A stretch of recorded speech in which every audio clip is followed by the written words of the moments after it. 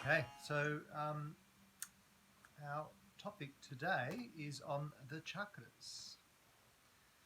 And first and foremost, chakra, the word itself, chakra, is pronounced as such. It's chakra, chakra, chakra, rather than chakra, which is a common misinterpretation in our Western society. We call them chakras, but there are in fact chakras.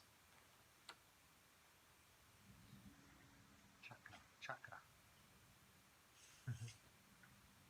That's from the Sanskrit, anyway. So I mean, we can't see them, can we? We can't like literally see them. They're not a physical aspect. Um, so where are they? How where do you think they might be? In our central channel of energy, prana tube. In the prana tube, yes. So that's what's that referring to? What type of body is that? It's not the physical body so much when we talk about the prana tube, because we can't see prana, can we? Definitely, there is the potential to have the 5D vision, to be able to see the etheric, and I mean that's what a lot of the cities that we can receive through our practice can bring about is that extra extra dimensional perception, vision, um, which is what a lot of some clairvoyance and people who have those gifts are able to see our auras and see some of the other aspects of ourselves, and one of those being the energetic body. So that's the energetic body is essentially.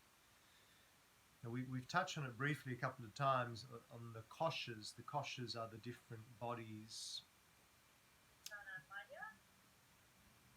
Exactly, yes. So we have 5 sheaths or 5 koshas, and the pranamaya kosha. Annamaya kosha is the physical sheath, and pranamaya kosha is the etheric or energetic sheath. So that's where the prana runs through. So that's like the blueprint of our bodies, and it's where also the chakras lie. So the chakras lie there. They are essentially, yes, they are wheels or vortices of energy. And so we've talked about the nadis. The nadis are these channels where the prana runs through. And we've got, they say, about 72,000 nadis running through the body. So if there's 72,000 nadis running through the body, what happens is at certain places they intersect. And these intersections are, in fact, the chakras. That's where the energy is greater, is enhanced in these intersections. So with 72,000 nadis, there's going to be more than 7 chakras. In fact, there's said to be maybe 1,000 or 2,000 chakras that we have. So there's actually a lot of chakras, but they are all minor intersections, so minor little vortices of energy that are created at those intersections. However, the 7 major ones are the ones that we are concerned with, and they're the ones that run through Shushumna Nadi, through the central axis, through the channel of consciousness, and they are the ones that we want to acquaint ourselves with. I'm just going to share my screen here for a second, so you can see here on this little image here, a really nice image of the chakras, more or less where they're located. 1, 2, 3, 4, 5, 6, 7. So that's the seventh one is the crown chakra. Sometimes said to not even necessarily be a proper chakra. It's kind of like the final portal. And if we go up from the base upwards, do we know the names? Does anyone know the names of the chakras? Anyone know what the base one is called? Muladhara. Muladhara, thank you. Muladhara, the second one. So Muladhara in English, base chakra. Root. The root, yes. Yeah, the root, or the base, sometimes the base. The second one is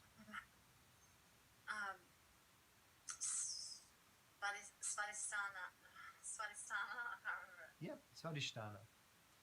So remember, sometimes they're pronounced with or without the A on the end, so it could be Svadhisthana or Svadhisthana.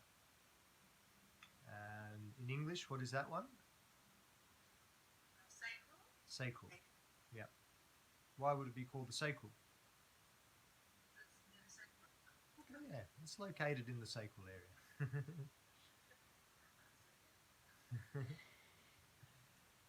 The third one in Sanskrit? Manipura. Manipura, yeah. And in English? Solar plexus. Yep, solar plexus, or even it's called sometimes the navel chakra, because it's at the navel. It's around the belly button. And then our fourth one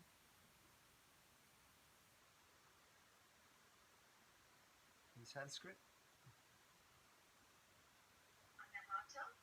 Anahata, yeah, or Anahat, which is The heart chakra. the heart chakra. Yeah.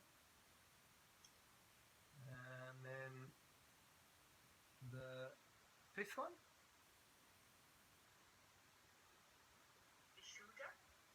Vishuddha, yeah, which is Third eye chakra. no, not quite. The one before that. Oh, sorry. Anya. Throat chakra. Vishuddha is the throat chakra, yeah. Anya or Ajna is the third eye. And then, so yeah, the throat chakra is Vishuddha or Vishuddhi. Sometimes, yeah, that one's called Vishuddhi for some reason, with an I on the end. And that's the throat.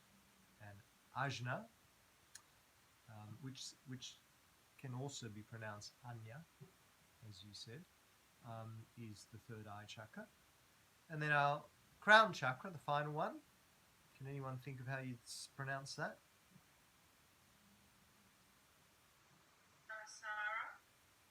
Close, yes. Sahasrara. Sahasrara. You're gonna go roll the tongue. Sahasrara. Or sometimes just Sahasra. You kind of drop the last RA. Sahasra. Sahasra or Sahasrara. And that's our crown chakra.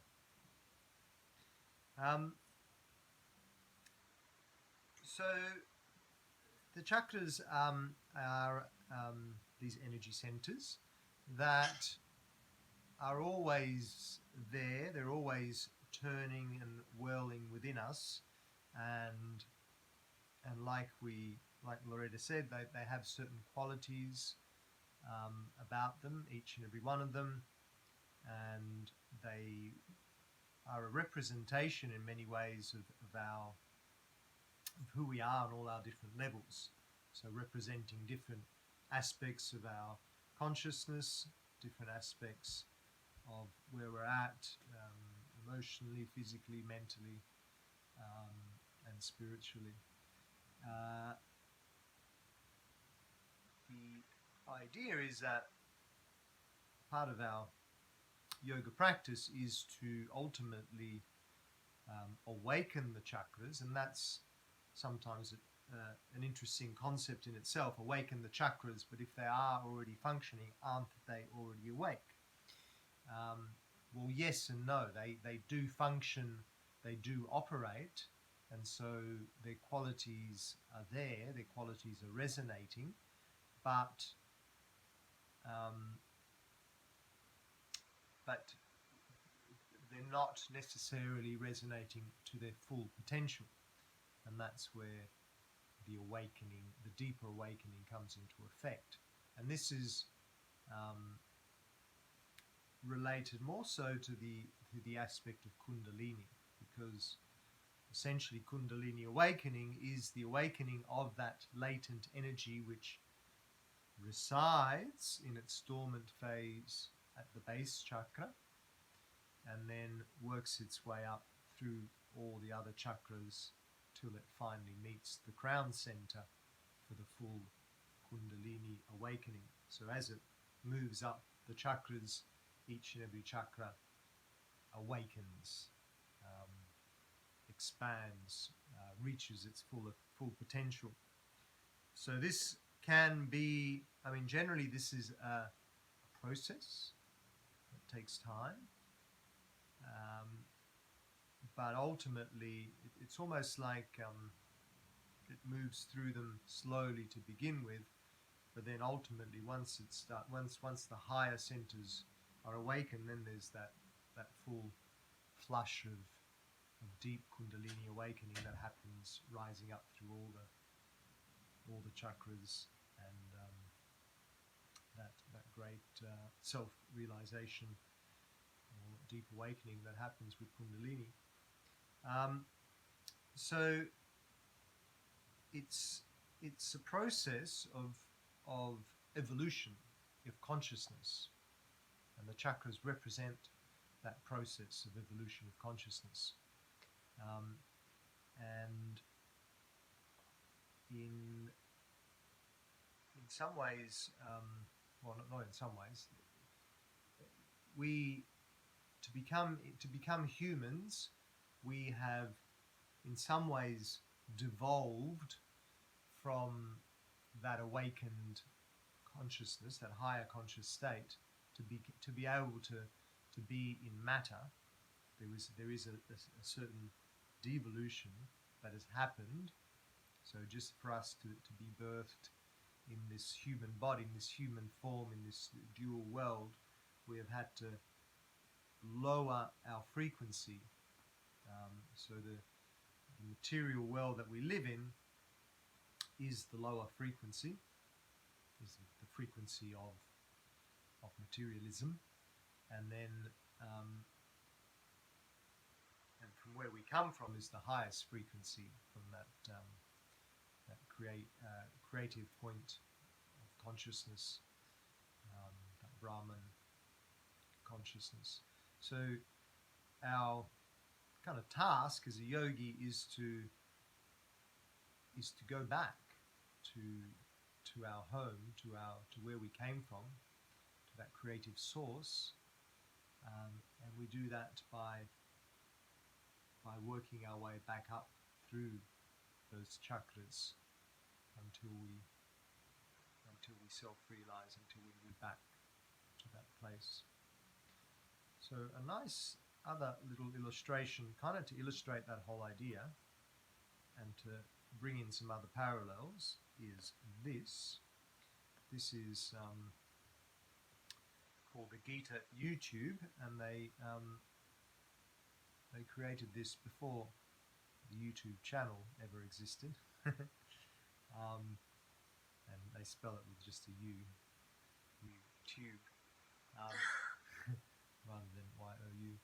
But the idea is, as you can, if you can see, can all see the picture, that that spirit is the eternal consciousness from where we come from, and then matter down the bottom is the experience that we are here to experience as humans. So we've come down, we've involuted an involution, and what we've had to do is lower our vibration to be able to come into matter. So spirit resonates at a very high frequency, a very high vibration, and then matter at that lower vibration. So we come down into our physical body, and this is where there is that split in polarity as well. It's like the Shiva and the Shakti. That's why we call that masculine and feminine. It's not saying that masculine's any higher than feminine.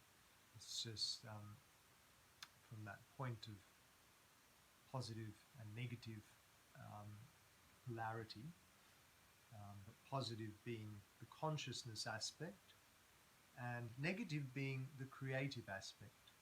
So feminine is seen, or Shakti is seen as the creative aspect, and Shiva, consciousness, is the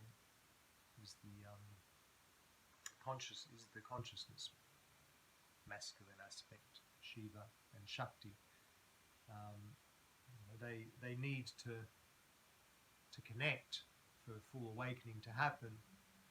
The Shiva and Shakti, and when they are together, then they are beyond polarity. They are in unison, in the oneness. So our human experience is that separation from the oneness, and that expression of creativity within this experience of the human birth. So we move down through those vibrations, which, I mean, here it's got the endocrine glands and the certain postures that relate to those endocrine glands. So that's just from that Gita perspective. And those endocrine glands are the physical representation of the chakras. So the chakras are the vortices, or the energetic wheels, which then need to manifest their energy in our physical experience. So the endocrine glands are that pathway to be able to manifest the energy of each particular chakra. That kind of makes sense? So we know we can dissect these physically, all these glands, and see that they release certain hormones and have certain effects on the body, on our beingness, and that's a relationship to the energetic aspect, which is the chakra. So our journey back to spirit is to move back up and master all those chakras. That's what we're here to do. We're here to master our chakras. So master, on a very basic summary, in Muladhara, the chakra, the energy is survive. Master our survival energy. Master our instinct, our survival energy. Svadhisthana, master our creative energy. Manipura, master the energy to satisfy, to be self-sufficient. Anahat, master the energy to share, to connect, to live in the world. Love, connection, give and receive. Vishuddha, to master the energy of intellect, to know, to understand at a deeper level. And then Ajna, master the energy of intuition, like our sixth latent sense. and then finally Sirsasana, or Sahasrara. So here's another spelling mistake. It's Sirsasana. Sirsasana is actually the headstand. So it's related, but that should be Sahasrara. Master the energy to be whole again. Once we've mastered all the 6 chakras, then Sahasrara is just the result, really. It's the connection back to spirit.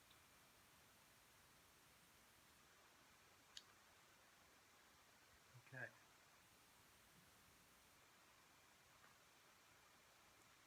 So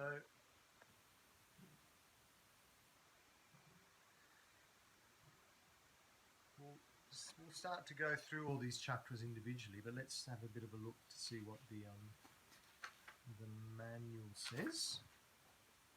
But first, any questions at all on what I've shared with you so far? Does it all make sense? Still quite abstract for me, but I think I would do more of my own research, like Yeah, it's challenging in many ways. It is an abstract concept because we are talking fully energetic now. We're not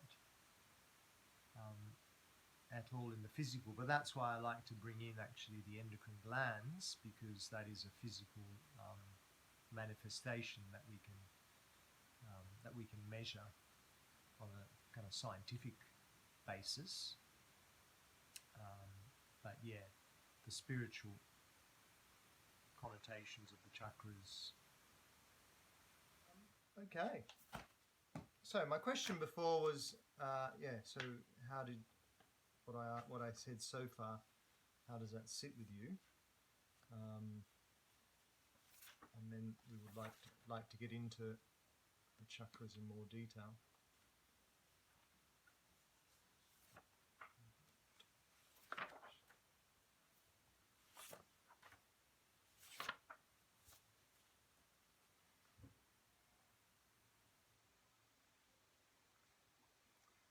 Okay, so in that case, let's read what the manual has to say, and then I'll expand on some of that too. Mickey, did you say before the Shushumna Nadi? Did you actually call the Shushumna a Nadi? Mm-hmm. Oh, okay, so actually, okay, I didn't know that. Yeah, that's how you could say the most important, or the major nadi. Yeah, channel. It's often called a channel, the channel, but it is essentially a nadi. That's cool. So how many nadis are there supposed to be? 72,000. Yes. Wow. That's a lot of nadis. So it's kind of like a spider webs of energy, like forming like kind of what Alex Gray draws and stuff.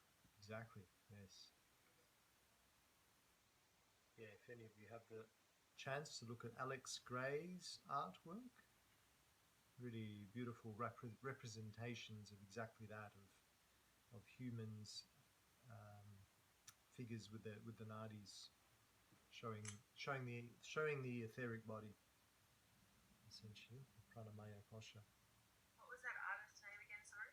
Alex Gray, Grey,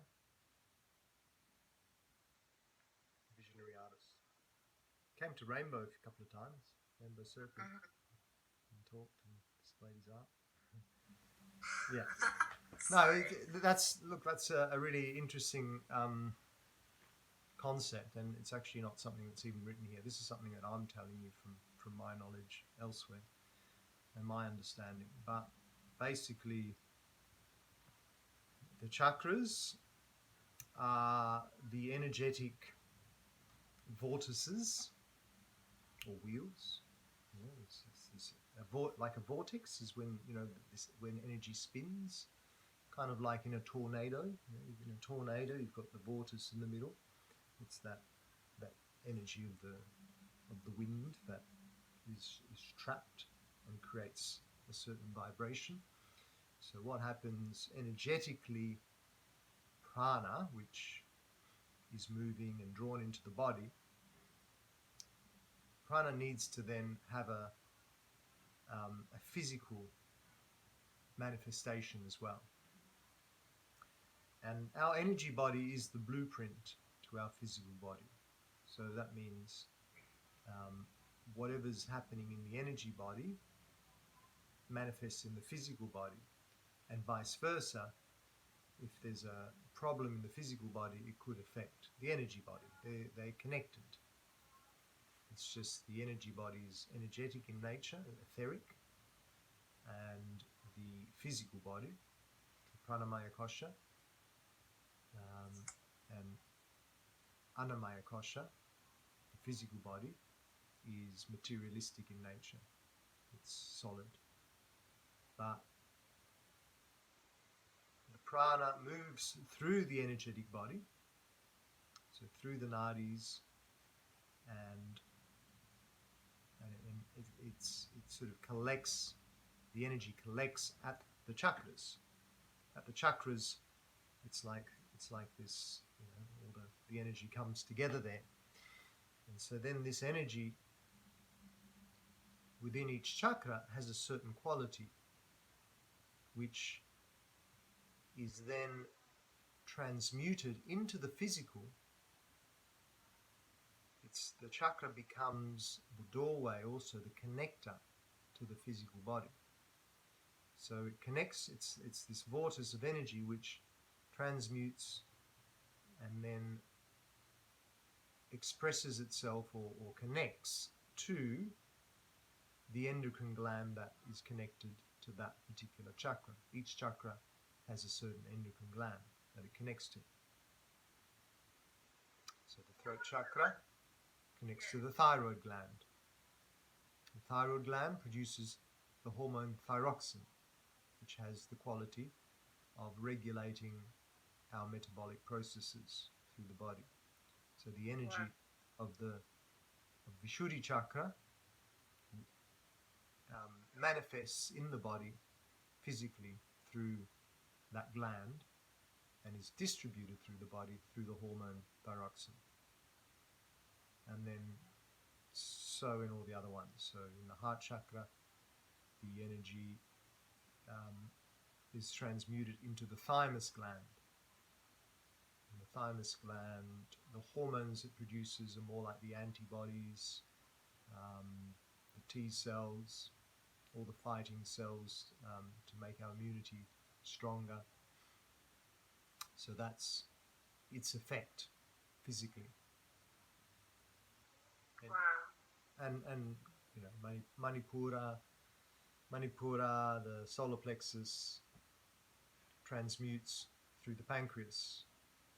And the pancreas produces the insulin, the hormone insulin, which regulates our blood sugar levels. So that's the effect. And that's a really, it's an easier one to understand. For example, we know that Manipura, I want to move into each and every chakra and describe their energies and their qualities.